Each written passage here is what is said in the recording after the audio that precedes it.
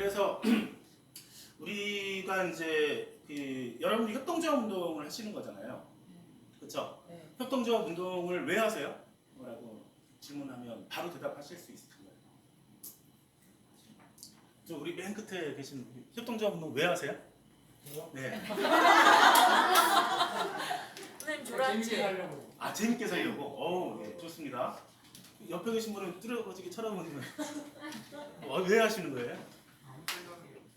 아무 생각. 아무 생각 없이 하시는 거예요? 네. 왜 하시는 거예요? 저요? 네. 저랑 눈 마주치면 무조건 질문 들어갑니다. 이사여서요. 이사여서 한다? 예. 아, 예. 이 세 분의 샘플을 보면 재밌어서 한다, 아무 생각 없이 한다, 직책 때문에 한다. 이렇게 이제 얘기를 하고 계시는데, 그래도 한번 생각해 보면 이게 어떤 우리 사회가 무엇인가의 불합리함과 무엇인가 좀 이렇게 아름답게 가기 위한 하나의 과정과 절차를 밟는 과정에 참여하고 싶으신 뭐 이런 거 아닐까요? 그렇죠? 막연한 하나마 뭐 그런 것들이 있으실 것 같아요. 그래서 그런 것들을 하게 되는 것은 우리 사회가 아직도 그런 사회가 되지 않았기 때문에 그런 거잖아요. 예를 들자면 민주시민교육 프로젝트 곁이라는 것이 빨리 없어져야 좋은 세상이 되는 거잖아요. 그런 거잖아요. 사실은 뭐 예를 들자면 평화통일 운동을 하고 있는 어떤 숭고한 단체가 빨리 없어져야 되는 거 아니에요. 그렇죠? 근데 그렇게 하기 위해서는 그것이 일상화되어져 있는 과정으로 가야 되는데 그것이 되어 있지 않은 많은 부분에서는 결국은 사람과의 소통과 의사소통의 문제더라고요. 그러니까 한번 편견에 대한 이야기부터 한번 좀 해볼게요. 여러분들 혹시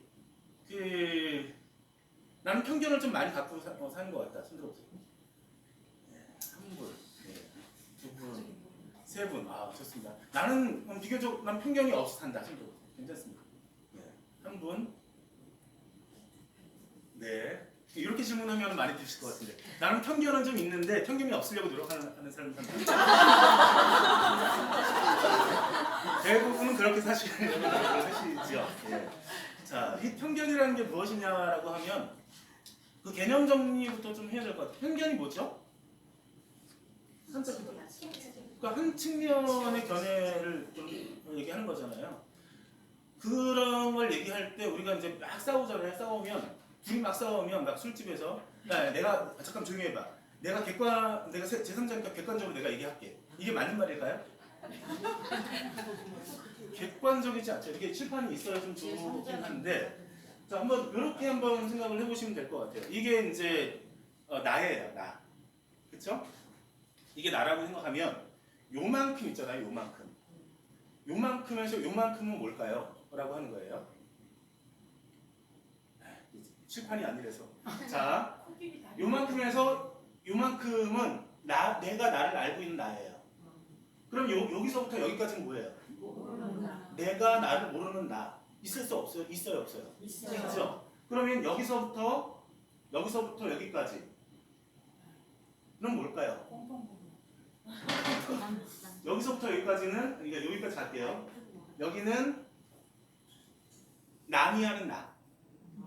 그럼 여기가 겹쳐지지 않은 데가 있죠. 나는 모르는데 남이 아는 나. 그러니까 이만큼이겠죠. 그럼 이만큼은 뭐예요? 나도 알고 너도 아는 나. 그럼 이만큼은 뭐예요? 너도 모르고 나도 모르는 나. 이런 게 있잖아요. 그러니까 그러니까 우리는 이것을 완벽하게 알 수가 있어요, 없어요? 나를 완벽하게 알 수 있어요? 없죠. 그러니까 남이 나를 완벽하게 알 수 있어요? 없죠. 그러니까 객관은 존재하되 객관적일 수 있어요, 없어요? 그래서 객관적으로 보려고 노력하는 것이 필요한 거지. 그래서 단정하면 안 된다. 중요한 건 단정. 당신은 무슨 생각을 갖고 있을 거야? 분명히 너는 그래서 그럴 거야. 라고 단정해버리면 거기서부터 편견과 싸움이 벌어질 수밖에 없어요. 왜? 아닐 가능성도 있기 때문에. 그래서 가능성을 항상 열어놓아야 되는 것이 의사소통의 기본적인 어떤 일단 덕목이겠죠. 예, 그런 겁니다. 그래서 그러니까 모든 게 다 주관이에요. 그러니까 주관이 있어야 돼요. 그렇죠? 근데 여기서 우리가 주관적이라는 표현은 뭐예요? 그러니까 이기적인 데 있어서 이기가 필요하지 않아요? 필요한 거예요. 나를 사랑하는 마음이 필요해요, 아니면? 그렇죠? 나의 이득이 필요하지 않아요? 필요하죠. 근데 이기적이라고 하면 우리는 어떻게 느껴요? 나만 생각하는 거. 요거는 좀 위험할 수 있다. 이렇게 얘기하는 것처럼 주관은 가져야 되는 거예요. 근데 주관적으로 자꾸 나오면 안 돼요. 라는 것을 구분할 수가 있어야 되는 게 우리가 이제 살아가면서 이제 필요한 덕목이지 않을까? 지금까지는 들을만 하세요? 네. 좋습니다. 그래서 주관적과 객관적 이런 것들에 대해서 우리가 좀 이제 알아야 되는데 편견이라는 것은 결국은 내가 가지고 있는 편견이라는 것이 머릿속에서 아는 것과 이 마음속에서 갖는 것이 이게 일치될까요? 그래서 이런 얘기 많아요. 세상에서 가장 먼 거리가 어디예요? 마음하고 머리 사이. 여기서는 저 우루과이가 제일 멀어요. 파라과이 쪽에, 아르헨티나 요 아래쪽에. 예. 근데 그게 이제 우리가 머리에서 가슴까지의 거리가 가장 멀다고 얘기하는 건 뭐냐면 내가 아는 것도 힘들지만 알고 행동하는 것이 너무 힘들다. 그래서 교육이라는 것이 요즘은 이제 막 지시하고 명령하는 교육이 아니라 결국은 교육을 왜 해요? 교육의 목표가 뭐예요? 그렇죠. 무엇인가 세상도 바꾸고 나도 바꾸고 세상 뭔가 우리가 함께 변화하는 과정이잖아요. 그러면 머리로 아는 것도 중요하지만 감성의 변화가 필요한 거죠. 근데 머리는 모르지만 감성이 충분한 사람들이 되게 많아요. 그래서 우리가 아는 것은 어디서 다 배웠다고요? 유치원에서 다 배웠다. 이런 얘기가 뭐냐면 어른의 시각 속에서 아이들을 바라봤을 때는 아이들이 모른다고 얘기를 하지. 하지만 아이들은 굉장히 훌륭합니다. 그래서 감성의 변화를 우리는 계속해서 꿈꿔야 되는 것인데 이러다 보니까 예를 하나 딱 들어야 되겠죠. 그렇죠? 제가 아마 기회를 정치 교육을 해달라고 재작년에 이제 그 전주에서 연락이 왔어요. 정치 교육을 해달라고. 정치 교육 해달라면 우리나라 사회에서 좋아하나요?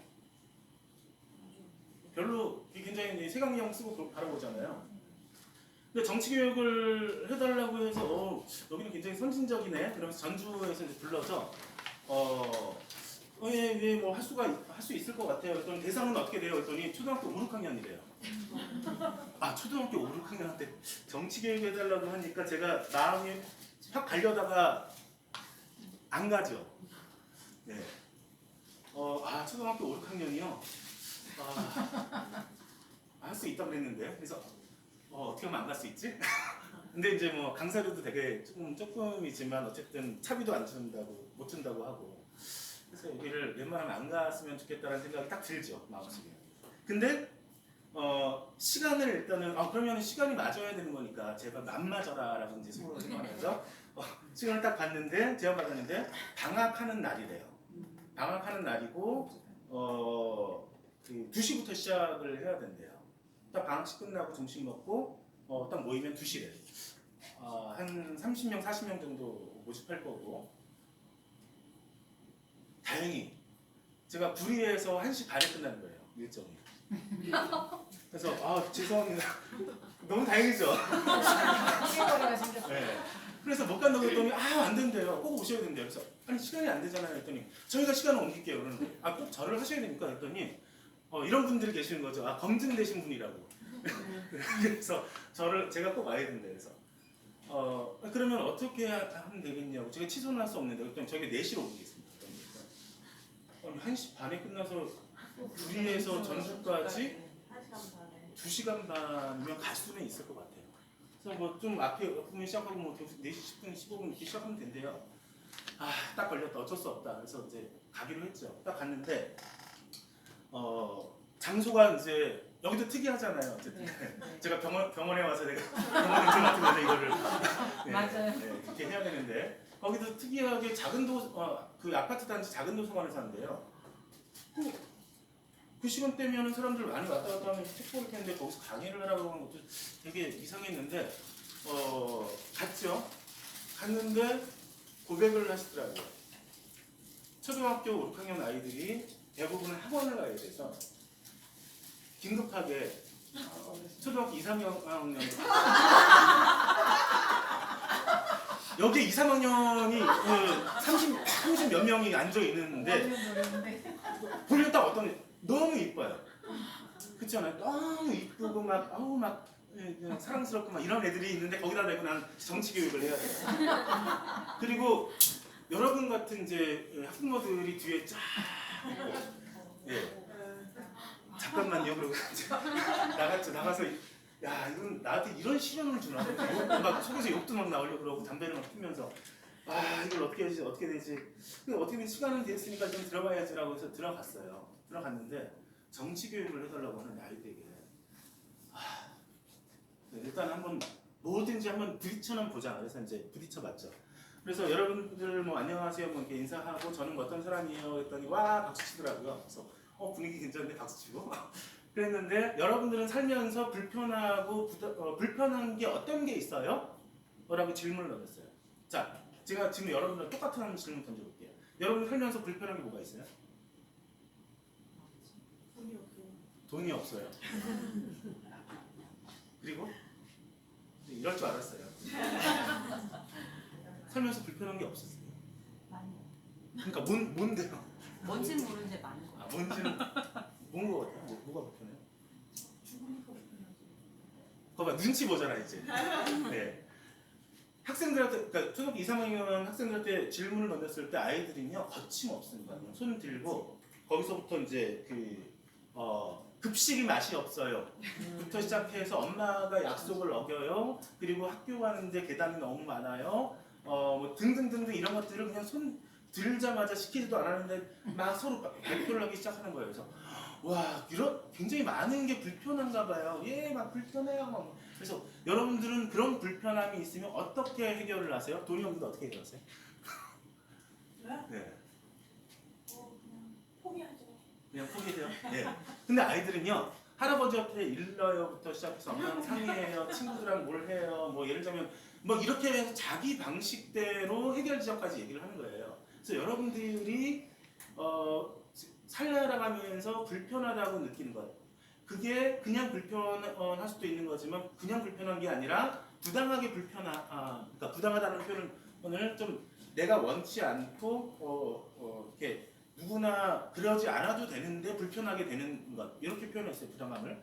그런 것들이 있을 때 또한 해결하려고 하는 노력들, 그래서 상의하고 함께 노력해서 그것을 바꾸려고 하는 이것, 그게 바로 정치예요. 이렇게 얘기를 했더니 뒤에 있는 어머니들이 계속 고개를 끄덕거리시는 거죠. 아이들은 잘 몰라도. 근데 이게 뭐 좋은 얘기인가 보다라고 아이들은 생각을 하는 거죠.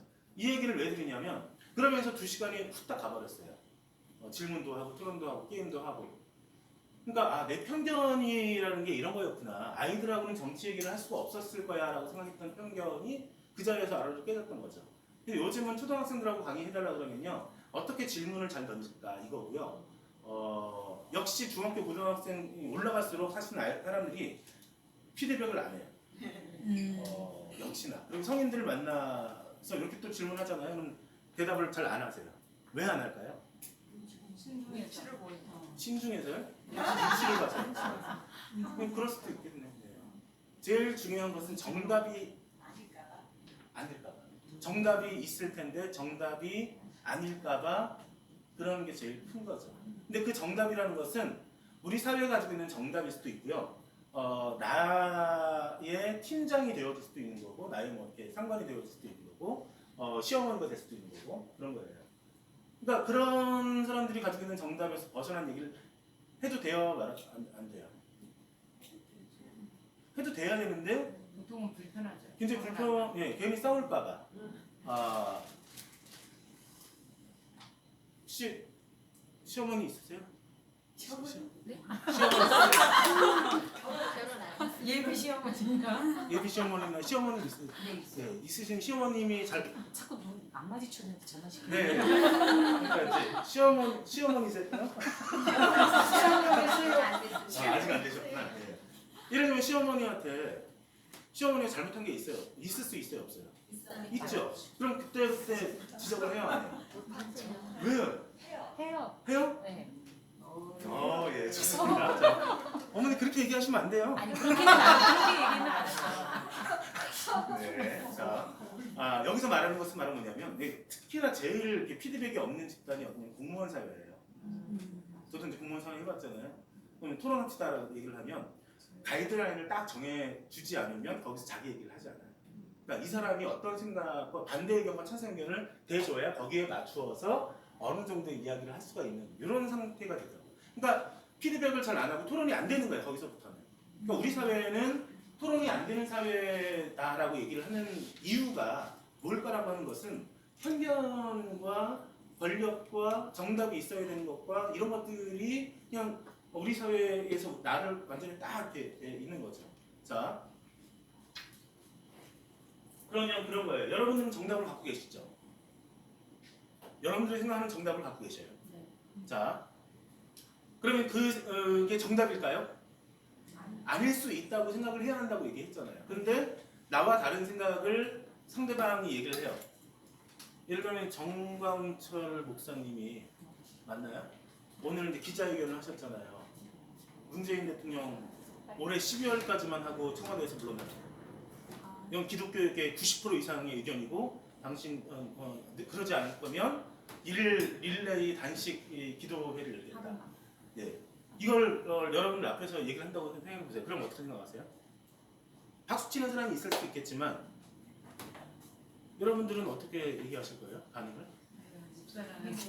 아유, 목사님과 저런 어떻게 그런 생각을 할 수 있어? 이러잖아요. 예. 저렇게 배웠나? 그러니까 저렇게 배웠나? 예. 근데 이제 예를 들자면 이게 일상적으로 우리가 들어가도 나와 다른 생각들을 이야기할 때 반응이 어떨까? 욱해요. 나와 다른 생각을 가지면 확 욱해버리고 바로 튀어나오는 얘기 뭐예요? 욱할 때? 자네 무슨 생각 그런 말을 어떻게 하고 있나? 부터 시작해서 어떻게 그런 생각을 할 수 있어? 이런 것들이 일상화되어지는 순간 이제 토론이라는 것이 없어지는 것이죠. 그래서 우리가 하지 말아야 될 게 있어요. 그래서 협동조합 안에서도 여러분들이 원칙을 하나씩 만들어 나가는 과정이 되게 중요합니다. 제가 알고 있는 이제 어린 70년대라는 조직이 있는데 거기가 만들어진 지 몇 년 안 됐어요. 한 10년 됐나? 근데 거기서는 그러니까 여성 활동가들이 많죠. 그러니까 흔히 말하는 우리 사회에서 이제 아이를 키우고 전업으로 이제 아이들을 키우고 하면서도 활동하고 있는 여기서 그러면 이제 그런 분들이 모이면은 우리가 이제 동네 아줌마들끼리 모이면 이렇게 커뮤니티가 구성되면 제일 궁금한 게 뭐예요? 나랑 같이 활동하는 거죠. 남자들도 마찬가지고 남자들은 사회에 딱 만나면 제일 궁금한 게 뭐예요? 그 사람한테? 네? 그렇죠. 몇 살이에요? 왜? 사연을 가려야 되니까. 안 궁금해요? 그래서 몇 살이냐, 몇 학번이냐를 물어보지 않는 것부터 일단 원칙이에요. 아주 친한 사람들 빼놓고 활동하면서. 왜냐하면 대학을 나왔어야 되는 거로 인식을 하잖아요. 그리고 나이에 의해서 함부로 대학이 시작하거나 괜한 이제 그 사람들한테 부담 이런 것들을 느낄 수 있잖아요. 그래서 첫 번째는 그런 거 물어보지 않는 거고요. 또 두 번째는 뭐냐면 남편 직업 물어보지 않아요. 거기서도 무엇인가 또 갈려요. 네, 그런 것들이 있습니다. 하여튼 뭐 그런 식으로 해서 우리가 하지 말아야 될 것과 해야 될 것 이런 것들이 있어요. 그래서 협동조합 안에서도 의사소통을 잘하려면 그런 과정, 그러니까 원칙을 정하는 과정들이 되게 많이 필요해요. 그러니까 예를 들자면 우리 사회에서 차별 문화나 이런 것들 이렇게 편견이거든요, 다.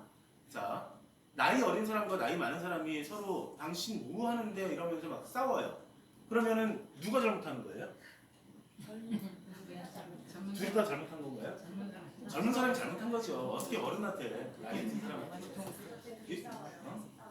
그러니까 싸우지는 말아야 되는데 싸울 일이 있어서 싸우는데 막 이제 막 삿대질하면서 네가 왜 어디다가 그때 얘기를 해서 아니 뭐 그렇게 말씀하시면 제가 뭐가 됩니까? 그렇게 말씀하시는 건 아니죠. 라고 얘기를 하면 무조건 젊은 사람이 잘못한 거예요. 우리 사회는. 얼마나 그 오래된 조직에서 일하면 100년이 넘는 역사적 조직에서 일을 했잖아요. 분명히 얘기했는데 이러면서 거기서 어떤 일이 벌어지냐면 예를 들자면 이제 우리 팀의 인원이 4명인데 자리가 3개밖에 안 돼. 그래서 하나를 늘려달라고 해. 근데 늘려주는 게 어렵지 않아요. 근데 우리가 싫어요. 우리 팀이 왜? 우리는 이제 학생 인권조례, 뭐 무상급식운동 이런 것들을 계속 해오니까 싫은 거예요. 너는 왜 자꾸 이렇게 정치적으로 편향된 운동을 하냐? 이렇게 얘기를 하는 거예요. 아니 그렇게 말씀하시면 어떡합니까? 원래 우리가 먼저 주장을 했고 우리 조직에서 먼저 주장을 했고 그것이 사회 이슈화가 됐고 이제 그것이 현실화되는 과정인데 이게 이제 양쪽의 그 정파적 이해관계에 의해서 나뉘어 버려서 싸움이 되니까 넌 하지 마라 이렇게 얘기하는 거는 좀 아닌 것 같다. 그렇죠? 근데 결국은 나는 정치적 운동을 하고 굉장히 편향된 사람으로 낙인 찍고 이제 이러니까 우리 팀이 많아지는 게 싫은 거예요. 왜 우리는 후원금이 자꾸 늘어나고 이러니까. 그러니까 자리를 안 내주는 거예요. 그래서 그거를 6개월 동안 싸워서 회의의 안건으로 겨우 집어넣습니다. 그래서 이제 뭐 이사장도 계시고 뭐 거기에 뭐 의회 의장도 있고 거기 나름에 뭐 이렇게 해서 이제 마지막 자리 그 토론 안건 얘기하는데 보고해달라고 그래서 이제 그 얘기를 딱 하는데 1분 딱 지나자마자 그만해 이러는 거예요. 그만해 이러는 거예요. 한 분이 어르신이 예? 그랬더니 그만하라고. 아니 지금 이거 제한 사항인데 그만하라고 이렇게 말이 많아 이러는 거예요. 그러니까 별 말도 못했어요 저는. 근데 화가 나지 않아요? 첫 번째는 왜? 왜? 아니 왜 내가 이렇게 욕을 얻어먹어야 되지? 6개월 동안 참아서 얘기한 건데. 그래서 아니 이건 이사장님이 허락을 하신 내용인데 그렇게 말씀하시면 안 되는 거 아닙니까? 회의 시간에. 그랬더니 항상 요구한 만큼 말이야 제대로 하는 것도 꽉 하면서 욕을 막 하는 거예요. 그래서 아니 그렇게 욕도 하지 마시고 반말하지 마세요. 회의 시간에 그렇게 말씀하시는 거 아니죠? 라고 얘기했더니 너는 그게 문제야 이러면서 뭐가? 태도가 잘못돼. 말하는 태도가 잘못됐어 이러는 거예요. 내 태도가 잘못돼 있을까? 그 사람 태도가 잘못돼 있을까요? 그러니까 다시 말해서 회의 시간에 발언하는데 나가도 돼요? 안 나가도 돼요? 막으면 안 되죠? 네, 막으면 안 되고 반말해도 돼요? 안 돼요? 안 되죠. 거기다가 욕을 하면 돼요? 안 돼요? 안 되죠. 그리고 안건에 있는 내용을 하는데 그것도 못하게 막거나 이러면 안 되는 거. 그건 월권이에요. 전체 회의의 안건이 이미 다 정해서 올라왔는데 그거 하지 말라고 얘기하고 그리고 개인적으로 요구하는 거라고 얘기를 하고 그 사람의 태도가 분명히 잘못되어 있는데 결국 누가 사과했을까요? 저가 사과를 해야죠. 그렇지 않아요? 왜?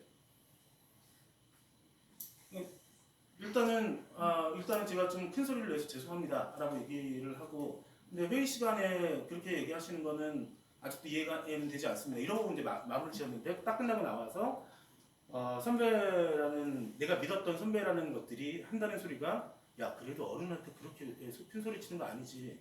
네가 정확하게 가서 다시 사과해. 이렇게 얘기를 하면서 이 조직과 함께는 더 이상 못하겠구나. 이런 생각을 가졌어요. 그러니까 나이주의는 정말 깨기 힘든 거예요. 그러면 우리 협동적 운동 안에서도 이 나이주의가 있느냐 없느냐. 그러니까 나이와 경험과 이런 것들은 존중받아야 될 것이긴 하지만 그것이 권력화되어지는 과정이 있느냐 없느냐. 이것에 대한 고민이 있어야 되는 것이죠. 두 번째는 제가 프리랜서 시작하고 나서 민주시민교육 프로젝트 더스를 이동을 하면서 어느 이제 시에서 저한테 공론회장을 운영을 해달라는 거예요. 마을교육 공동체, 혁신교육지구죠. 그거를 처음 하는데 제가 갔어요. 근데 한 번 가는데 1시간 4, 50분 걸려요. 근데 차비를 못 주게 되어 있어요. 거기는. 같은 수도권이라고. 그럼 어디겠어? 예, 인천이에요. 그래서 인천까지 저기 창동 살면서 왔다 갔다 3번을 했어요. 그러면서 공론회장을 열었어요. 그리고 정말 흥행이 잘 됐고 정말 좋은 평가를 받았고 거기서는 저를 소개할 때 대한민국에서 가장 공론회장을 잘 운영하는 선생님을 우리가 특별하게 모셨습니다. 그러면서 저를 소개를 시켜준 거예요. 기분 좋죠? 그리고 다 끝나고 나서 정말 잘 됐다고 평가받고 다른 지역에서도 그거 보고 나서 저한테 연락이 오고 막 이랬었어요. 근데 어느 날 딱 통장을 봤더니 45만 원이 딱 찍혀 있는 거예요. 그래서 이게 한 번 건지 3번 건지를 모르겠잖아요. 근데 이거를 한 번 운영할 때는 사실은 경남 같은 데는 한 번 가면 200만 원 주거든요. 어떤 데는 100만 원, 120만 원, 150만 원 이렇게 줘요. 요즘 보통 그래요. 그 많은 공론회장을 기획하고 운영하고 뭐 이렇게 그 질문지 만들어내고 체크지 만들어내고 뭐 굉장히 할 일이 많은 거예요. 그걸 다 기획해가지고 운영을 했더니 15만 원, 15만 원, 15만 원, 45만 원인가? 한 번에 45만 원 전화를 했죠. 그랬더니 하시는 말씀이 세 번 거 맞고요. 박사가 아니시라서가 이유였어요. 그래서 제가 뭐라 그럴게요? 그러니까 앞으로는 대한민국에서 제일 훌륭하신 분 부르지 마시고 박사를 부르세요. 그분이 제일 훌륭하신 겁니다. 그러니까 이게 우리 사회가 가지고 있는 이제 차별적인 거죠. 저한테 돈을 더 많이 쓸 수 있는 근거가 없는 게 아니었어요. 있는데도 그냥 그렇게 주는 게 나중에 감사받을 때 본인이 이제 지적을 받지 않는 그런 상황으로 그냥 간 거죠. 편하게. 그러니까 거기서는 돈을 많이 받았다 조금 받았다가 아니라 내가 한국 사회에 살면서 이 학력주의나 이런 것들에 있어서 교수 박사보다 훨씬 더 많은 고민과 이런 것들을 하고 재능이 있는데도 불구하고 그 어떤 것에서도 그 사람들보다 많이 받으면 절대 안 되는 그런 존재인가 보다라는 생각에서 굉장히 이제 슬펐죠. 그러니까 결국은 우리 사회에서 나이주의에 대한 차별 문화 그리고 학력에 대한 차별 문화 그리고 또 제일 많은 거예요. 남성주의, 여성에 대한 차별 문화 되게 많죠. 그런 것들이 우리가 가지고 있는 편견의 과정이지 않을까. 그래서 그런 것들을 다 점검하지 않으면 되게 힘든 거예요. 그래서 만약에 내부에서 어떤 문제가 폭행이나 성문제나 예를 돈 문제나 예를 들면 어떤 문제가 벌어지잖아요. 협동조합 내부에서. 그럼 어떻게 해결을 하죠? 그러니까 협동조합이 아니라 이렇게 조금 이제 진부한 단체들은 어떻게 해결하냐면 쉬쉬합니다. 쉬쉬하고 다 패밀리예요. 적당히 하고 넘어가지 뭐. 이렇게 하고 넘어가는 거죠. 근데 그렇게 하면서 결국은 그 조직이 건강성이나 이런 것들이 점점 사라져가는 이런 과정들을 굉장히 많이 상처받고 겪고 저는 그렇게 하고 지금까지 오면서 일상의 민주주의라는 것은 굉장히 힘든 거구나, 불편한 거구나 라고 하는 부분들을 이제 느끼기 시작했던 거죠. 한번 보세요. 여러분들은 과연 그러면 어떤 건지 예를 들자면 죄송합니다. 여기 이제 그 우리 장애를 가지신 분들도 이제 많이 계시잖아요. 이분들은 또 다른 능력을 갖고 계신 분이에요. 그렇죠? 근데 우리가 또 장애를 가졌다고 해서 차별 받아야 안 받아요? 받죠? 예, 굉장히 많이 받죠. 웬만하면 벌금 그 기업 안에서도 벌금 내고 말지 그 사람들을 쓰느니 이게 벌금 내는 게 훨씬 우리한테 이익이다 이렇게 생각을 해버리는 거죠. 그러니까 모든 것이 돈과 이런 것들을 영향을 받는 거죠. 그러니까 그래서 그런 예를 제가 이제 2002년 3년인가 미국에서 공부하던 어떤 학생의 어떤 인터뷰를 하죠. 그래서 인터뷰를 했어요. 질문이 딱 들어오는데 여러분들한테 똑같이 질문 한번 해볼게요. 여러분 딸 있으신 분 손 들어보세요. 많이 계시네. 딸이 있을 수도 있어요 이후에. 손녀가 있을 수도 있고 이제 없을 수도 있고. 근데 어쨌든 있다 생각하시고 아이가 초등학교 때 공부를 참 잘해요. 재미있게. 그래서 공부도 참 잘하고 얘는 그런가 보다 하는데 중학교 1학년, 2학년, 3학년 올라가면서 학원을 보내기 시작하고 학교에서는 질문 같은 거 안 받고 계속 뭔가 이 입시 방식으로 쭉 가면서 애가 흥미를 잃어버리면서 머리는 좋은데 애가 공부를 잘 안 하는 거야. 그런데 저는 성적이 떨어져. 중학교 3학년 딱 돼서 성적이 너무 많이 떨어졌는데 학교에서도 얘가 정말 다른 활동은 너무 모범적이고 잘하는데 학업에 대해서 수업 시간에 별로 관심이 없어요. 이러는데 그래서 이제 아이하고 얘기를 하려고 그러면 이제 잘 안 통하잖아요. 그러니까 아이가 어느 날 그래. 나 미국 가서 공부할래. 이러는 거예요. 나 여기 한국에서 공부하고 싶지 않아. 그러다가 이제 고등학교 올라가요. 근데 이게 너무 심해져. 어차피 대학도 못 갈 것 같아. 이러는 거예요. 근데 내가 미국 가서 보내기에는 기러기를 한 명 두고 둘이 가기에는 이제 재정적 상황이 안 되니까 어떻게 하냐면 혼자서 보내면 가능할 것 같아요. 비용이. 근데 혼자서 보내면 어떤 상황이 여자애 혼자서 보내는 게 불안하죠? 예.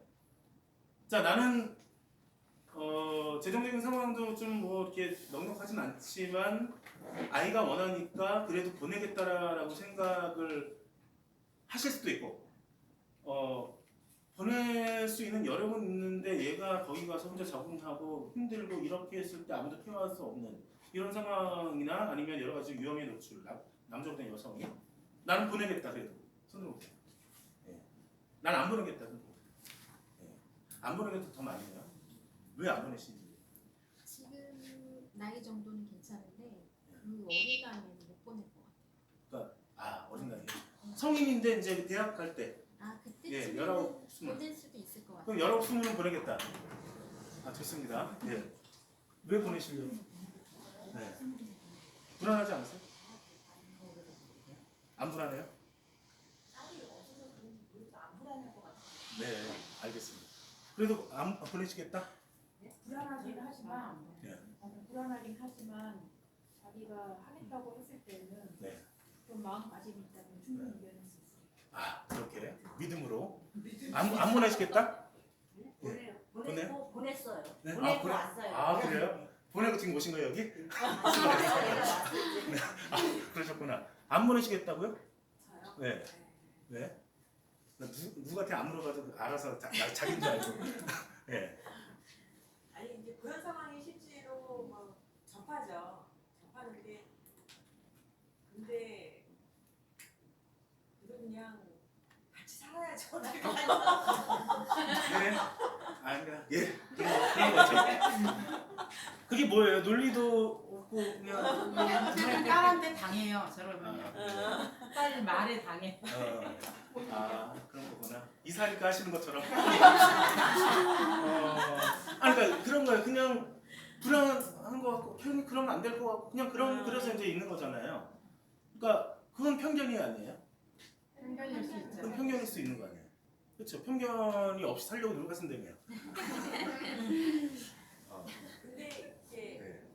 아까는 어떤 스스로 본인의 삶을 책임질 수 있는 나이는 저는 이제 20살이 기준이라는 생각이 좀 20살을 들거든요. 보내는 거죠. 네. 근데 이제 그게 넘어선 상태가 아니라면 이게 네. 좀 어려운 게 아니에요. 고등학교 졸업하고 가는 건데. 고등학교 졸업하고 네. 가는 거야. 그럼 좀 알겠습니다. 자, 그래서 자 갔어. 보냈어요. 그래서 결국 보냈어요. 보냈는데 이게 있다가 6개월 딱 지나니까 얘가 전화를 이렇게 화상 통화도 하고 뭐 이렇게 하자는 거지. 그래서 나 여기서 남자친구 사귀어도 돼? 라고 얘기를 해요. 관심 있는 애가 있는데 지금 썸 타는 중인데 사귀어도 돼? 자 사귀어도 된다. 예, 안 된다. 내가 안 아니 안 된다.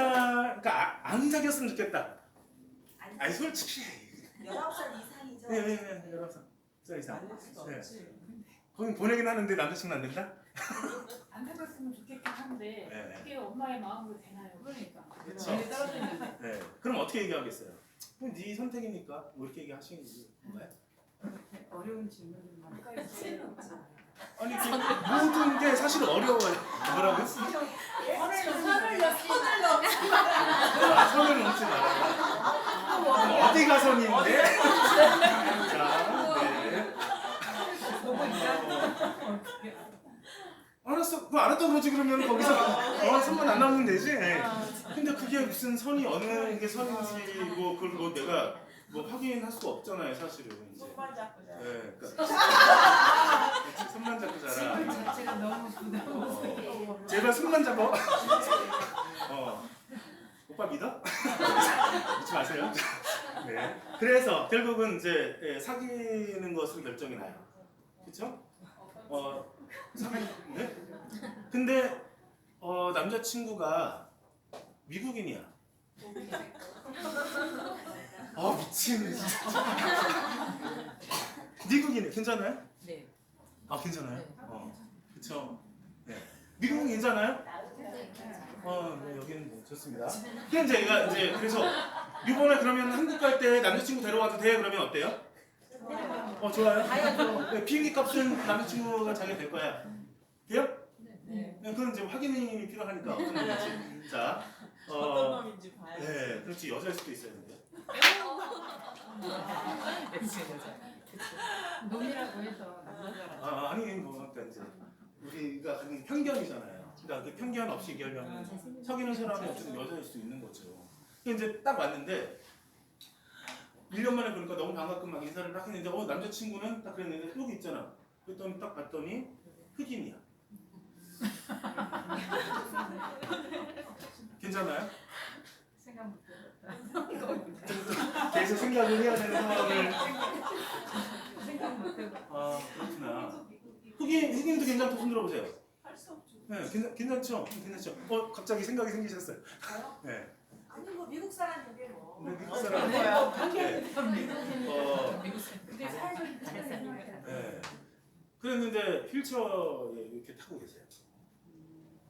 남자친구가. 갈수록 진짜 이런 질문들이 막 다가오면 질문 받기 싫죠. 아니 반대해도 지가 다 결정할 거예요. 네, 그렇죠. 네, 그렇게 생각하세요. 네, 어쨌든 이게 중요한 것은 결국은 우리가 여기서 좀 그 질문에 있어서 내 선택을 해야 되는데 불편함을 조금이라도 가졌다 손 들어보세요. 많이 불편해요. 네, 많이. 어려워요. 그렇죠? 불편함을 하나도 안 느꼈다 손 들어보세요. 왜 손을 안 드세요? 요 줄은 왜 손을 안 드세요? 이 질문 자체가 네. 자, 그런 거예요. 우리나라의 헌법도 그렇고요, 세계 인권 선언도 그렇고요. 우리는 차별받지 않아야 된다. 인간은 누구나 차별받지 않아야 된다.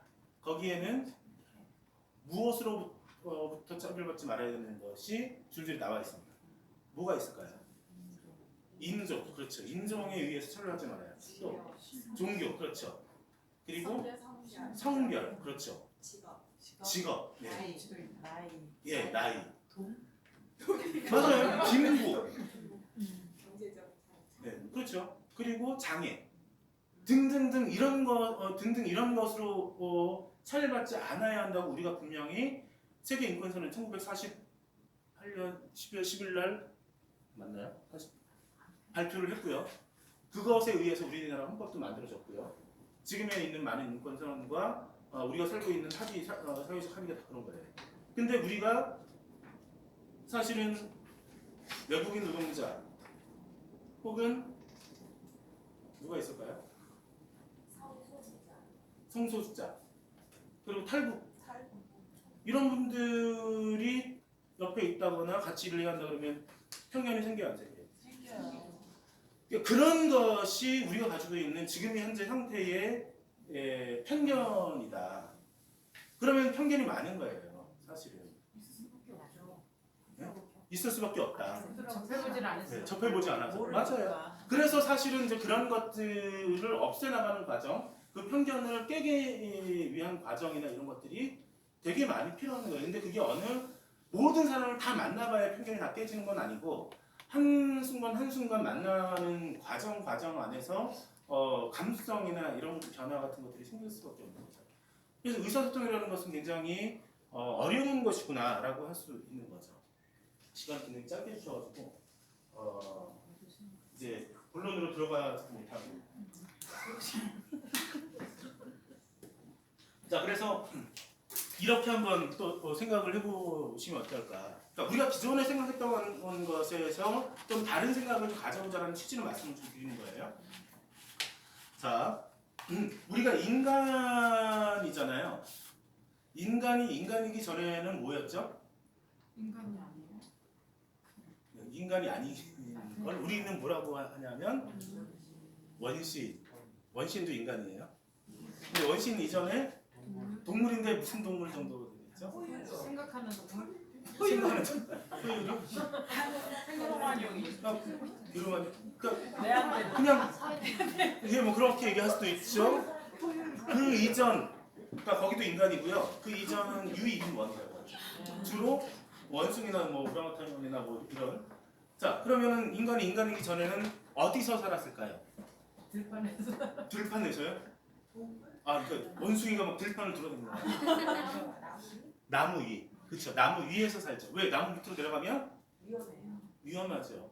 예, 온갖 맹수들과 짐승들이 잡아먹을 수 있는 위험성이 있기 때문에 내려가면 돼요, 안 돼요? 안 되죠. 그래서 한참 안 내려갔어요. 근데 꼭 말 안 듣는 것들이 있어요. 여러분들 자녀들은 말을 잘 듣나요? 아니요. 더럽게 안 듣죠. 네. 자, 근데 꼭 말 안 듣는 것들이 내려가요. 그리고 잡아먹히기도 하고 다치기도 하고. 그럼 여러분들 어떻게 해야 되겠어요? 아이들을 우리 애가 내려가려고 한다 그러면 어떻게 해야겠어요? 맞아요. 말려야지. 어떻게 해서라도 예. 패설해도 말려야지. 이거 생존권에 달려 있는 문제인데, 그렇죠? 그런데 꼭 내려가는 애들이 또 그래도 있어요, 없어요? 있죠. 미치죠. 네. 자, 근데 얘가 어느 날 혼자서 안 내려가고 여러 애들이 같이 내려가요. 이게 이제 동네 애들, 깡패들 이제 그래서 이제 같이 내려가요. 근데 맨날 다쳐만 오는 게 아니더라고요. 어느 날 봤더니 자그마한 맹수들하고 싸워서 이기기도 하더라고요. 그러니까 약간 재밌네. 이길만 싸울만 하네. 라고 하는 거죠. 근데 어떻게 맹수들을 잡기 시작하죠? 뭘 이용하고 뭐 그러죠? 예, 도구라고 표현해요. 보통 이제 도구를 이용하는데 그냥 있는 그냥 돌 같은 걸 던질 수도 있지만 주로 이제 어떻게 해요? 조금 더 진화하면 그렇죠. 만들죠. 어떻게 만들어요? 갈아서. 그 돌을 갈아서 만든 시대를 우리는 뭐라 그래요? 간석기라고 표현해요. 돌을 갈아서 돌을 갈아서 근데 돌을 갈 때 뭘로 갈아요? 돌끼리 아니 신체에서 뭘로 갈아요? 이로 갈아요? 손으로 갈죠. 예. 손으로 가니까 손이 자유스러워지죠. 네 그렇죠? 손이 자유스러워지니까 어떻게 되냐면 서서 그렇죠. 서서 두 발로 걷게 되는 거죠.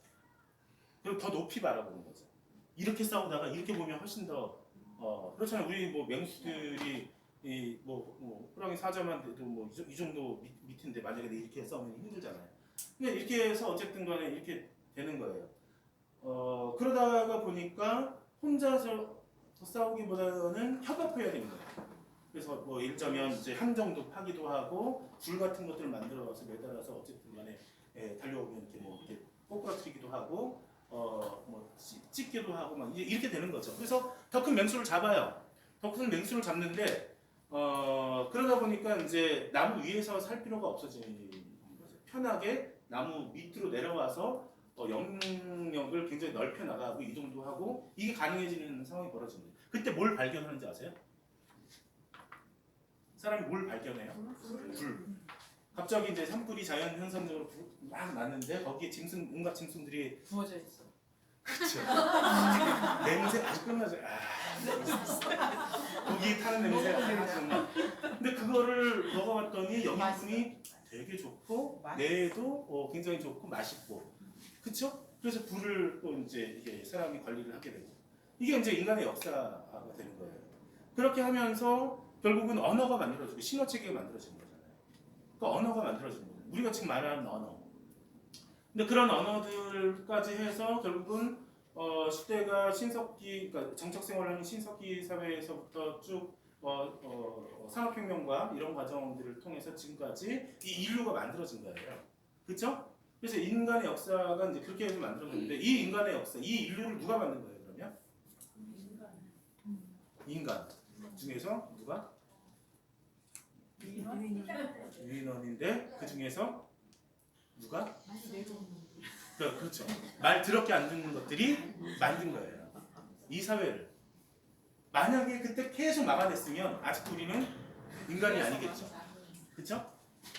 자, 그런 겁니다. 결국은 이 인류는 예측 가능한 상황으로 만들어지지 않고 예측 불가능한 상황에서 모든 것들이 만들어지게 되는 거죠. 우연과 필연이 만나서 이제 그런 과정들이 있습니다. 자, 그렇다면 지금 또 하나의 질문을 던져보면, 잠깐만요. 그러면 엄마 말을 들어야 돼요, 말아야 돼요? 지금 이제 우리가 2019년에 6월달에 살고 있는데, 여러분 여기 제일 젊으신 분이 나이 모르시네. 예, 나이 아니까 뭐 참고로 몇 년대 태어난? 90년대 후반? 96년 중반에 곧 태어나서 지금 나이가 그러면 한 30살이 넘죠? 28, 28. 아, 네? 네? 아, 16년생 24살이요. 24살. 24년 만에 우리 사회가 어떻게 바뀌었는지 설명을 해드릴까요? 태어날 때 PC통신이라고 나우누리 하이텔 천리안이 이제 막 만들어졌을 때예요. 그쵸? 그 직전에 어떤 일이 있었냐면 삐삐가 생겼어요. 삐삐가. 그거 참 좋은데 너무 빨리 없어졌어. 전화를 해도 통화가 안 되고 막. 자, 이거밖에 안 돼. 그러니까 이제 삐삐가 91년, 92년 요때 이제 뭐 이렇게 이제 많이 만들어졌어요. 근데 PC 통신이라고 해서 야 정말 얼마나 많은 사람들하고 이게 소통이 생기고 막 이제 이랬던 엄청난 변화가 생겼죠. 의사소통이 확장이 된 거예요. 근데 96년이죠. 97년 되면요. 그 PCS 통신이라고 뭐 한솔통신 무슨 뭐 이렇게 있잖아요. 그래서 018, 016, 019 이런 것들 있으면 017 신세계통신 막 생기고 그러면서 이제 핸드폰도 이제 아무나 갖게 되는 그 상황 이제 막 2살 때, 3살 때. 딱 5살 되니까 우리나라에 5살 되니까 전국의 5지까지 인터넷 통신망이 쫙 깔리는 거예요. 불과 2000년. 불과 몇 년 안에 엄청난 사회가 바뀌었어요. 그리고 나서 어떻게 됐어요? 2000년 이후에 이제 지금은 어때요? 스마트폰 없이 살 수 있어요? 그래서 요즘은 포너 사피엔스라고 해요. 핸드폰으로 모든 걸 다 구매가 가능하고요. 일도 가능하고요.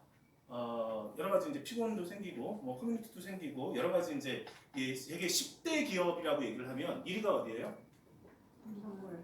삼성 뛰지 못하고요. 구글. 네? 구글은 뭘 기반으로 하냐면 결국 인터넷 이거예요. 2위가 어딜까? 애플? 하여튼 뭐 그 안에 10위 안에 들어가 있을 것 같아요. 그리고 페이스북. 그렇죠? 트위터도 있나? 페이스북. 그리고 아마존. 아마존도 다 인터넷에서 사는 거죠. 예, 뭐 그런 것들이에요. 그러니까 마이크로소프트 그 10위 정도가 이제 게임 회사들 뭐 이런 것들이 쭉 있고요. 10위 정도가 이제 그 석유 회사인가 뭐 그럴 거예요. 그러니까 나머지는 전부 다 핸드폰에 기반으로 해서 이제 우리가 살 수밖에 없어요. 자, 그러다 보니까 우리가 이제 뭐 자율주행이 생기고 이제 엄청난 우리 일상의 변화와 이 삶의 변화가 엄청나게 많이 생길 거라는 거죠. 5년 후에 10년 후에 우리가 어떤 세상으로 바뀔지 예상 가능하세요? 5년 후 10년 후에 택시가 있을까요? 네. 있을 수도 있고 없을 수도 있고 어쨌든 간에 지금 이제 막 시작이 됐는데 아마 2, 3년, 3, 4년 이건 세상의 흐름이기 때문에 어쩔 수 없어요. 택시 산업을 지키려고 하는 정치인이 있다면 난 그 사람 안 찍을 것 같아요. 택시를 타다를 망하게 만드는 가장 좋은 방법은 간단해요. 가장 가까이 있는 차가 무조건 온다. 그리고 손님이 말 안 걸 때까지 말 걸지 않는다. 등등 뭐 이렇게 타다가 하는 방식을 그대로 따라서 하면 돼요. 근데 안 하잖아요 그렇게. 그리고 택시 산업이 우리 시작할 때 누가 제일 그거에서 반대했을까요? 택시 산업이 우리나라에 처음 들어올 때 버스는 없었어요. 누가 제일 반대를 많이 했을까요? 자만이 있는 사람들이. 우리나라 택시 산업이 들어온 거는요 1930년대 막 이때예요. 인력거. 이쪽이요 택시 때문에 인력거 산업이 다 망한다고 해서 지금과 같은 똑같은 논리로 지금 반대를 하고 있는 거예요. 그런 상황이 벌어진 거죠. 그러니까 이건 세상의 도덕 흐름이에요. 그걸 막고자 하면 결국은 우리 공익경제와 이런 것들이 다 망합니다. 오히려 예를 들자면 택시가 아니라 우버, 지금 저도 미국을 갔다 왔는데 우버 택시가 굉장히 싸고 잘 돼 있더라고요. 우버, 그리고 이제는 이제 교통 시설이나 그러니까 공용제 잘 돼 있으니까 예를 들자면 얘가 여기서부터 여기까지 이동하는데 차를 여기 있는 차를 이동해서 여기가 갖다 놓으면 되는 거예요. 소카, 그렇죠? 그리고 같이 이동하면 되는 거예요. 카풀. 소비자 입장에서는 편해요, 안 편해요? 편하고 싸요. 그럼 그걸 사용해야 돼요, 말아야 돼요? 택시 산업을 위해서 하면 안 되죠. 이렇게 얘기하는 게 너무 어색하잖아요. 그렇게 되다 보면 사람들이 차를 살까요, 안 살까요? 자기 소유의 차를 안 사게 돼요. 안 사게 되면 급하면 택시를 또 이용하는 거예요. 그러니까 택시 산업도 같이 동반 성장을 하는 거예요. 나중에는. 이제 그런 상황이 이제 열릴 수도 있고 안 열릴 수도 있어요. 5년, 10년 후에 어떤 직업 세계가 어떤 게 망할지 엄청나게 많은 직업 세계가 망할 겁니다. 치과 의사는 살 거예요. 걱정하지 마세요. 네.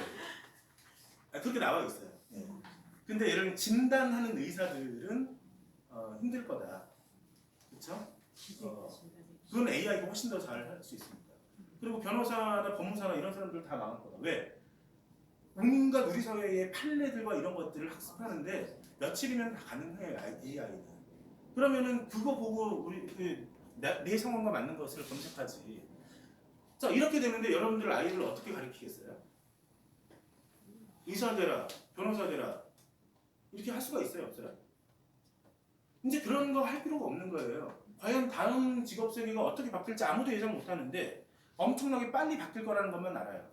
그래서 예를 들면 박사 논문 4년 이상 걸리죠? 박사 논문 4년 이상을 걸릴 때 어떻게 하냐면 이렇게 합니다.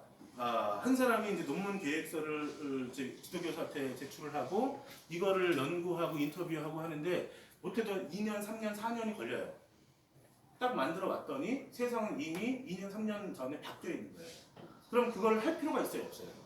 그게 멍청한 짓인 거예요. 이제 박사 학위를 이전의 시대처럼 만들 수가 없는 거예요. 학교, 대학이라는 체제도 이제는 엄청나게 바뀔 수밖에 없어요. 그럼 어떻게 되냐면 한 10명, 20명이 한 팀이 이루어서 분업을 딱 해서 협업 딱 해서 6개월 안에 하나의 프로젝트가 완성이 되어야 의미 있는 결과가 나오는 거예요. 학생들이 그렇게 이제 해야 되는 거예요. 그러니까 요즘 수행평가 되게 중요한 겁니다. 그러니까 대학 체제가 그렇게 바뀔 수밖에 없어요. 그럼 대학에 암기 잘 해가지고 찍어서 들어가는 아이들이 과연 졸업할 수 있을까요? 안 되는 거예요. 얼마나 소통을 잘하고 의사소통을 잘하고 협업을 잘하고 이럴 수 있는 사람이 훨씬 더 뛰어난 우리 사회의 인재가 되어질 수밖에 없잖아요. 근데 여러분들은 그런 세대에 안 살았죠. 그런데 아이들을 가르쳐요? 정답을 갖고 있어서? 정답을 갖고 있지 않은데 아이들한테 이렇게 해라 저렇게 해라 명령하고 지시하고 나를 따르라 이렇게 얘기했다가는요 아이들 망치는 거예요. 젊은 사람들 망치는 거죠. 그러면 사실은 우리가 어떠한 감수성의 변화를 고민해야 되냐면 결국은 질문을 잘 던지는 사람 그리고 스스로 그것을 선택하는 데 있어서 주체적으로 선택하게 만드는 과정을 지원하고 촉진하는 사람이 필요한 거죠. 그래서 그 아이가 저는 실패를 여러 번 겪는 아이가 훨씬 더 훌륭해질 수가 있는 거죠. 근데 우리는 한 번 실패할까봐 실수할까봐 굉장히 고통스러워하면서 아이들을 못 가게 만들잖아요. 우리 아이가 바뀌었어요. 뭐 이런 거 보시죠. 그 중에 제일 많이 나오는 게 뭐냐면 밥 먹기 싫어하는 애들. 그리고 어디죠? 놀이터 가서 신발에 모래 하나 들어가는 거 겁내하는 아이들. 그래서 예를 들자면 미끄럼틀도 못하는 아이들. 그런 아이들이 왜 생겼는지 아세요? 애지중지해서 이렇게 하면 안 돼, 저건 위험해, 저거 하지 마. 이렇게 그냥 태어날 때부터 가르쳐 왔기 때문에 어떠한 위험에 도전하지 않는 거예요. 그런 아이들은 도태될 수밖에 없습니다. 그래서 모험, 실패 이런 것들이 있어요. 우리가 세월호 사건 때문에 굉장히 많은 부분 속에서 우리 사회의 적폐와 이런 것들을 많이 봤지만 또 한편으로 보면 그것 때문에 우리가 너무나 안전의 가치만 생각을 하다 보니 사실 모험과 실패를 두려워하지 않는 뭔가 어떤 그 도전 정신 이런 것들도 함께 사라지고 있는 것은 아닌지도 우리가 고민해봐야 되는 것이죠. 그러니까 의사소통에 있어서는 아닐 수도 있다. 실패해도 된다. 그런 여유와 이런 것들이 이제 필요한데 우리는 마치 내가 정답을 갖고 있는 사람처럼 굴고 있다는 거죠. 그것이 바로 편견이다. 저는 그 편견을 없애는 방식이 필요하다. 그런 겁니다. 그래서 이제 의사소통에는요 4가지가 필요하다고 해요. 저를 보세요, 저를. 네. 의사소통에 4가지 요소가 있습니다. 머라이언이라는 사람이 미국의 학자인데요. 이 사람이 이렇게 얘기합니다. 쉬는 시간 없이 이제 빨리 끝낸다고 하시니까 사람이 의사소통한다는 건 뭐예요? 내가 가지고 있는 생각과 다른 사람이 가지고 있는 생각을 교류하는 거죠. 토론하는 거죠. 근데 제일 어려운 것 중에 하나가 뭔지 아세요? 내 머릿속에 있는 것을 다른 사람의 머릿속에 집어넣는 게 제일 힘들어요. 그렇죠? 그러니까 자꾸 빨래를 그 인간이 어디다 벗어나요? 빨래방울 옆에다. 거기 아니라 네. 그건 좀 다행이네요. 어디다 벗어나요? 벗은 자리에. 예, 벗은 자리, 벗는 자리. 벗는 자리 아무데나, 그렇죠? 그걸 10년, 20년, 30년을 얘기해도 똑같아요, 그렇죠? 근데 머릿속에 있는 것을 머릿속에 자꾸 집어넣으려고 하다 보면 어떻게 되냐면 잔소리가 되는 거예요. 그러니까 잔소리는 감흥도 없고 느낌도 없어요. 그리고 변화도 없어요. 근데 우리는 잔소리만 해요. 그래서 스스로 문제를 해결하고 스스로 그 상황을 느끼고 심각성을 느껴야 사람이 변하는 거거든요. 그래서 우리는 내 머릿속에 있는 것을 상대방의 머릿속에 집어넣는 것이 의사소통이 아닌 거예요. 그 사람의 머릿속에 있는 것을 꺼내놓고 나의 머릿속에 있는 것을 꺼내놓고 서로 부딪히기도 하고 싸우기도 하고 토론도 하는 이 과정이 자유로워야 이게 의사소통이 되는 거죠. 근데 거기에 우리는 익숙하지 않아요. 그렇죠? 그래서 제가 아는 많은 사람들은요, 밖에 나가면 굉장히 훌륭한 사람인데 안에 있으면 굉장히 개체가 되고, 저 같은 사람들 이런 과정들이 많이 있죠. 그래서 의사소통을 도대체 어떻게 하나 이제 이렇게 연구를 한 사람이 요 네 가지로 의사소통을 한다고 합니다. 사람은 네 가지가 뭐죠? 어떤 식으로 의사소통하죠? 네? 말, 그렇죠. 언어. 그걸 언어라고 합니다. 언어. 또 몸짓. 그걸 우리는 태도라고 얘기해요. 한 사람밖에는 대답을 안 하시네요. 틀려도 되니까 막 얘기해보세요. 표정. 그렇죠. 다 알고 계시네. 표정, 태도, 언어. 또 눈빛. 눈빛도 표정이에요. 하나. 행동 뭐 태도겠죠. 마음가짐을 표현하는 게 의사소통이에요. 그 뭐 자꾸 이제 검색하시는 것 같은데 얘기를 해보세요. 크게. 글도 언어예요. 글도 언어더라고요. 네. 그렇죠. 목소리요. 네? 목소리. 그렇죠. 목소리. 예, 좋습니다. 목소리, 음성. 이 네 가지로 의사소통을 한다. 이렇게 얘기를 합니다. 자, 제일 처음에 갈게요. 언어, 그리고 태도, 표정, 음성. 거기 자료에 다 나와 있으니까 자료 지금 보지 마시고요. 걱정하지 마세요. 자, 이따가 보시면 돼요. 여기서 제일 중요한 게 뭐라고 생각하세요?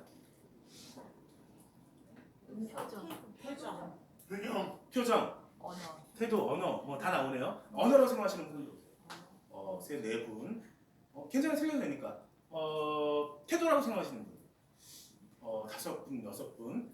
좋습니다. 그러면 표정이라고 생각하시는 분.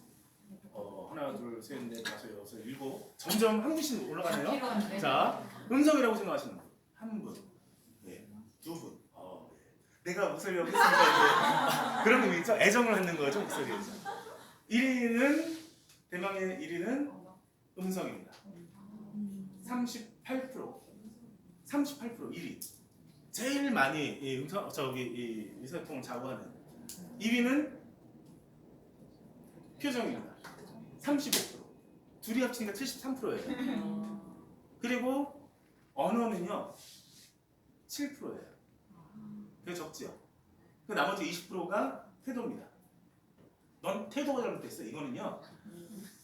감정이 살아있기 때문에. 그때 내가 그 얘기를 하려고 할까 말까. 당신은 목소리가 잘못됐어. 표정하고 목소리가 잘못됐어. 73%가 잘못됐어. 난 태도가 20% 잘못됐는데 이렇게 얘기하고 싶었어요. 자.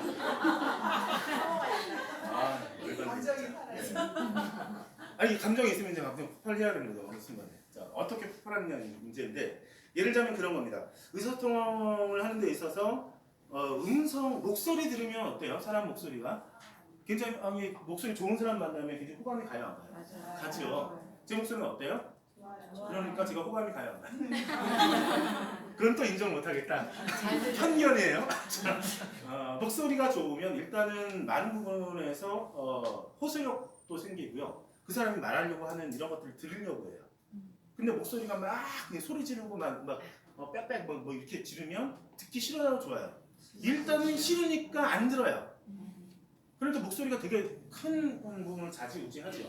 그러니까 고르게 이야기하려고 내려고 노력을 하시면 됩니다. 맞죠? 환자분 뭐 이렇게 이런 거 하고 환자분 뭐 이렇게 하는 거 다르잖아요. 그렇죠? 네. 내가 뭐라 그랬다. 왜 그렇게 웃으세요? 자, 근데 언어가 7%다. 표정이 35%인가? 표정 좋은 사람과 표정 나쁜 사람 보세요. 지금 얼굴들 한번 보세요. 어떤 표정인지. 이 표정은 굉장히 궁금해하는 표정 같아요. 그렇죠? 호기심이 있는 표정. 그러니까 얘기할 맛이 나요, 안 나요? 나죠. 근데 처음 들어왔을 때 막 이렇게 있으면 제가 그 사람 얼굴로 안 가요. 선생님 얼굴로 제가 이렇게 시선이 안 가요. 표정을. 다시 한번 표정. 그러니까 웃으시니까 되게 좋잖아요. 제가 이렇게 저분을 바라봐야 되겠구나. 편해지잖아요. 근데 정말 표정이 안 좋으면 시선이 안 가요. 그렇죠? 시선이 안 가는데 목소리만 들리면 라디오 듣죠. 자, 근데 표정과 일단 목소리가 좋으면 일단 그 사람이 이쁘고 못생기고 뭐 이런 것들이 자기 기준이 있겠지만 그런 걸 다 떠나서 사람에 대한 호감이 생깁니다. 아직 결혼 안 하신 분 잘 믿어내면서 목소리를 잘 내시고 표정을 잘 좋게 하세요. 긴장된 표정은 별로 이렇게 좋은 표정이 아니에요. 저기 그 소개팅 하실 때 어쨌든 잘 참고하시고요. 네. 그래서 들으려고 하는 표정 이런 것들인 거예요. 자, 근데 언어가 7%다? 제가 지금 계속 언어로만 얘기하는 게 아니에요. 저는 표정과 목소리와 이런 것과 언어로 얘기하는데 솔직히 말해서 얘가 말하는데 얼굴 표정도 굉장히 권위적으로 얼굴 표정 이렇게 하고 있으면서 목소리를 딱 들었는데 굉장히 하이톤이야. 여러분 식사하셨어요? 뭐 이러면서 이제 막 뭐 이렇게 얘기를 한다거나 만약 이랬으면 여러분들이 언제 끝나나 아마 그랬을 거예요. 근데 그렇지 않습니다. 언어로만 얘기하는 것이 아니다. 이건 뭐냐면 이런 거예요. 선생님 참 굉장히 발표가 그렇게 좋고 정말 잘 따라오시는 것 같아요. 이렇게 하면 기분 좋죠. 근데 아이고 잘나셨네요. 잘나셨어요. 자, 이건 칭찬이에요, 비꼬는 거예요. 언어로만 얘기하시면 칭찬이죠, 분명히. 언어로만 칭찬이잖아요. 어디 가서 그렇게 하세요. 나 분명 언어로 얘기했잖아. 너 잘났다고. 잘났다고 너. 이거 분명히 언어로는 분명히 칭찬인데 칭찬으로 들리지 않아요, 아무도. 이건 뭐예요? 결국은 언어로 얘기하는 것은 7%밖에 안 된다는 얘기예요. 그러니까 내가 전달하고 싶은 내용들을 어떻게 전달하느냐가 되게 중요한 거예요. 거기 목소리와 표정과 태도와 이런 것들이 함께 이제 가야 되는 거예요. 그래서 사람들을 만날 때 마음을 충분히 열어주고 이야기를 시작하는 것과 긴장된 상태나 싸움을 앞둔 상태에서 갑자기 본론으로 들어가는 것은 굉장히 하수들이하는 거죠. 그러니까 여러분들이 이제 협동조합이다 보면 이제 여기서 제일 중요한 가치가 뭐예요? 1인 1표제의 가치죠. 근데 여기에는 또 딜레마가 있어요. 1인 1표제이지만 이사장이 있고 이사가 있고 그리고 행정을 책임지는 사람이 있고 그럼 그 사람들의 권한과 권력이 더 많다고 생각해요? 없다고 생각해요? 더 있다고 생각하죠. 근데 그 권한은 어떻게 행사가 되어야 되는 거냐라고 얘기했을 땐 촉진의 개념이냐 아니면 나의 이득을 위해서 사람들이 따라오게 만드느냐 이거예요. 촉진의 개념은 지원하는 개념으로 내가 이사장과 이사를 있느냐 행정을 하고 있느냐 아니면 나의 이득과 나와 같은 비슷한 내가 좋아하는 사람들의 이득을 챙기려고 하느냐 이것으로 가 있으면 안 되는 거죠. 결국은 다수의 생각들이 모여질 수 있도록 만드는 거죠. 그것이 n분의 1의 가치고 1인 1표제의 가치고 협동조합의 기본적인 가치죠. 그렇지 않으면 다 파벌이 생길 수밖에 없습니다. 자, 그 과정 속에서 우리가 표정과 음성과 이런 것들을 동반해서 자신의 이야기를 꺼내냈을 때 되게 중요한 거고요. 그래서 의사소통을 위해서는요, 회의 전에 좀 이렇게 누구나 어떤 이야기도 할 수 있는 문화와 이런 것들이 필요하다 이런 것들을 이야기하시면 그런 분위기가 만들어지면 좋을 것 같아요. 그래서 여러분들하고 만날 기회가 이제 한 번밖에 안 남았는데 거기 뒤에 보시면 칠판에 있으면 참 좋겠다라고 생각하는 게 있어요. 뒤에 보시면 하나만 주세요.